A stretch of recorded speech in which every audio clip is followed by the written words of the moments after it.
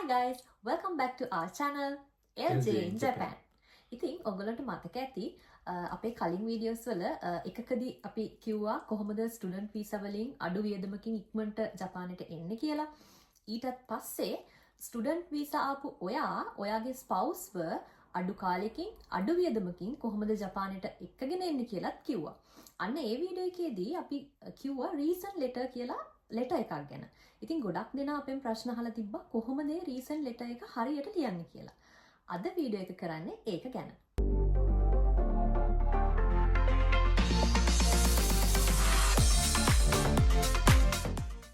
ඔයාලා අපේ කලින් වීඩියෝස් බලලා තියෙනවා නම් මතක ඇති. මම ඉස්සෙල්ලාම ජපානට ආවේ විසිට් වීසා වලින්. ඉතින් විසිට් වීසා වල ඉඳලා ඩිපෙන්ඩන්ට් වීසා වලට මාරු වෙනකොට ඒ මාරු වෙන්නේ ඇයි කියලා රීසන් ලෙටර්ස් දෙකක් තැන් දෙකකදී ඉදිරිපත් කරන්න වුණා.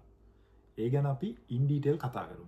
ඉමිග්‍රේෂන් එකට රීසන් ලෙටර් එකක් ඉදිරිපත් කරන්න ඕන වෙන පළවෙනි අවස්ථාව තමයි විසිට් වීසා ඇවිල්ලා COE එක ඇප්ලයි කරද්දී ඇයි COE එක ඇප්ලයි කරන්න කියලා. ඒ කියන්නේ දැන් මෙයා විසිට් වීසා එනකොට රිටර්න් ටිකට් දාලා ආපහු ලංකාවට යනවා කියන පොරොන්දුව පිට තමයි මෙයා ජපානයට එන්නේ. මාස 3කට තමයි විසිට් වීසා ලැබෙන්නේ. හැබැයි ජපානයට ආවට පස්සේ ඩිසයිඩ් කරනවා නෑ මම ලොන්ග් ටර්ම් වීසා එකකට යනවා මම ඩිපෙන්ඩන්ට් වීසා වලට මගේ විසිට් වීසා එක චේන්ජ් කරනවා කියලා. එතකොට අපි ඉමිග්‍රේෂන් එකට ඔප්පු කරන්න ඕනි සාධාරණ හේතු සහිතව ඇයි අපි ෂෝට් ටර්ම් විසිට් වීසා ඇවිල්ලා ලොන්ග් ටර්ම් ඩිපෙන්ඩන්ට් වීසා වලට මාරු වෙන්නේ කියලා. ඒකට අපි ඉතා සාධාරණ හේතු ඉදිරිපත් කරන්න ඕනි. එතකොට දැන් අපේ කාරණාවේදී සාමාන්‍යයෙන් COE එකක් ඇප්ලයි කරන්නේ මගේ හස්බන්ඩ් වෙනුවෙන් ස්ටුඩන්ට් වීසා ආපු මම තමයි COE එක ඇප්ලයි කරන්නේ. ඇප්ලයි කරන්නේ හස්බන්ඩ් වෙනුවෙන් නමුත් ඇප්ලයි කරන්නේ මම ඇප්ලිකන්ට් මම.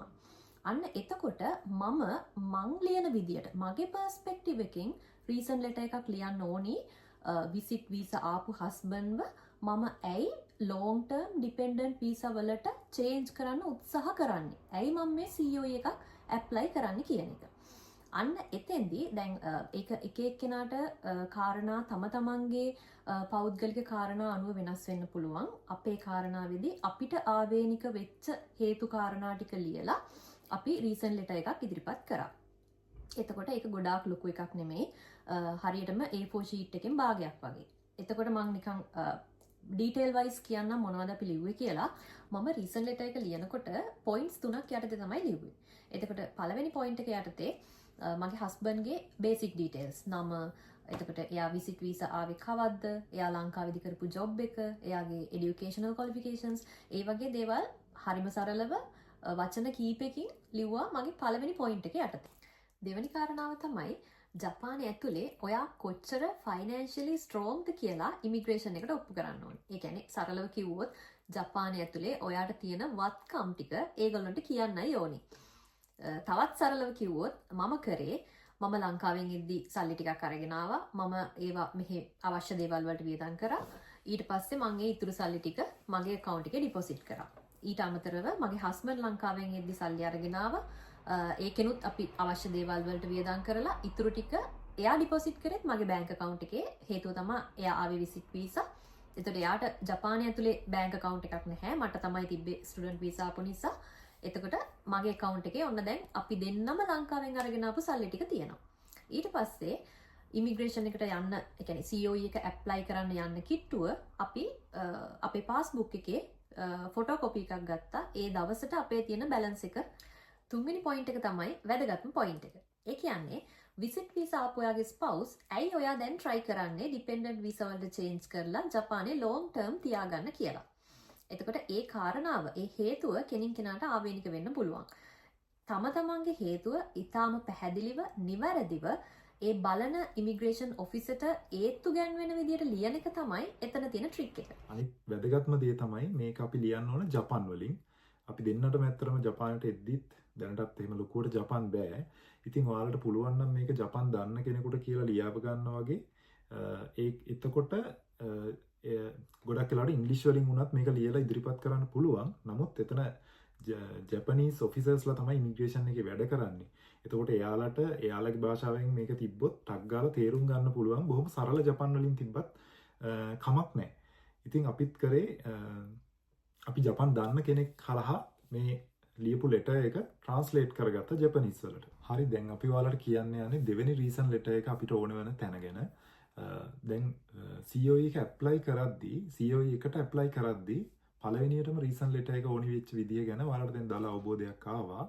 මෙතනින් පස්සේ වීසා එක චේන්ජ් කරන්න යන්නේ මම.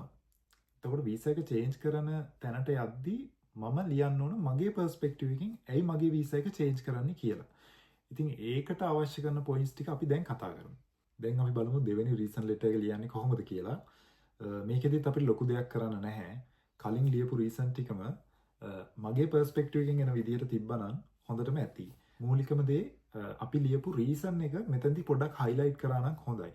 වීසා එක චේන්ජ් කරන්න අපිට ලැබෙන ඇප්ලිකේෂන් එකේම අපේ රීසන් එක ලියන්න පොඩි ස්පේස් එකක් තියෙනවා. නමුත් ඒකේ අපිට මේ අපේ ෆුල් ස්ටෝරි එකම කියන්න ඉඩ මදි. ඉතින් ඒක නිසා අපි රීසන් ලෙටර් එකක් විදිහට අපේ රීසන් එක ලියලා අරන් යන එක ගොඩක් වැදගත් ඉමිග්‍රේෂන් ඔෆිසර්ට ඒක තේරුම් ගන්න. රීසන් ලෙටර් එකත් එක්ක වීසා එක චේන්ජ් කරන්න ඕනි අනිත් ඩොකියුමන්ට්ස් ටික සබ්මිට් කරාට පස්සේ ඔයාගේ ඔක්කොම දේවල් ඕකේ නම් ඔයාගේ වීසා එක එවලෙම අප්‍රූව් වෙනවා.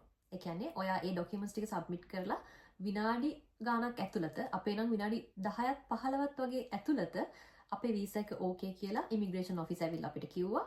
ඊට පස්සේ එවලෙම අපිට ඒ කියන්නේ ඇත්තටම මෙයාගේ මගේ හස්බන්ඩ්ගේ රෙසිඩන්ට් කාඩ් එක එහෙම නැත්නම් සයිඩියෝ කාඩ් එක අපේ අතට දුන්නා. ඉතින් අපි හිතනවා අද කියලා දීපු රීසන් ලෙටර් එක ගැන ඔයාලට අවබෝධයක් ලැබෙන්නේ නැති කියලා.